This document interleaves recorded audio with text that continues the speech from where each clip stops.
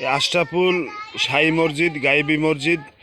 এই মসজিদের পাশে দেখতেছেন আপনারা ভিউয়ার্স যে দুটি পাথর আছে, পাথরের ইতিহাস আছে। আমি এখানে আমার নানির বয়সী তাকে বলতেছি, আপনি পাথরের ইতিহাসটা কি, কীভাবে আপনারা পাথরটা পেলেন? পাথর পাইছে ইয়া আমার দাদা হৌরের আমলে বলে, আমার বড় দাদা হৌরের আমলে বলে একটা ঘরের ভিডিও তুলে আসছি, গড় গড়িয়েছে